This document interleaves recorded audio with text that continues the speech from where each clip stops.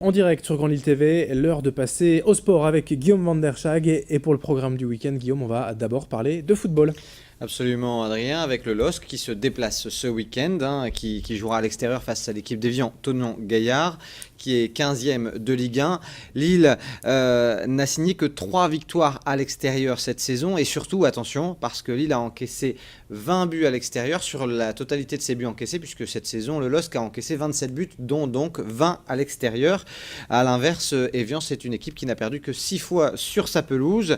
Une victoire pourrait permettre aux Lillois de revenir à seulement une longueur de Montpellier qui est 7e et de revenir un petit peu grappiller du terrain sur les équipes devant. Du côté de Lens, c'est la réception de Lorient qui est 17e. Victoire là clairement, Adrien, obligatoire face à Lorient parce que le Racing Club de Lens est à 9 points du premier non relégable. Et qui est ce premier non relégable ? Eh bien, c'est l'équipe de Lorient. Le fameux match à 6 points. Voilà, donc là, en cas de défaite, on pourrait l'affirmer à partir de ce week-end, Lens perdrait toute chance de maintien au plus haut niveau du foot français.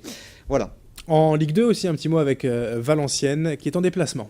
Qui se déplace à Angers, ça sera lundi à 20h30. Angers, attention, grosse cylindrée de Ligue 2, deuxième de Ligue 2 qui joue clairement un ticket pour la Ligue 1. Une victoire replacerait les hommes de David Lefrappère sur le droit chemin avec la 14e place qui est en vue. Dans le reste de l'actualité sport du week-end, forcément l'événement incontournable en cyclisme, le Paris-Roubaix. Le Paris-Roubaix qui fête ce week-end sa 113e édition dimanche. Pourquoi est-ce que c'est la reine des classiques ? Pourquoi est-ce que c'est si mythique ? Parce qu'il s'y passe toujours beaucoup de choses et que seuls les vraiment très grands coureurs arrivent à s'imposer. Pas moins de 25 secteurs pavés dans les 115 derniers kilomètres d'une course qui en compte 253. C'est une épreuve longue, une épreuve qui est fatigante, une épreuve où il faut savoir éviter les chutes, éviter les crevaisons. Alors, au niveau des favoris, sans Boonen et sans Cancellara, qui ont trusté les victoires ces 15 dernières années, ces 10 dernières années.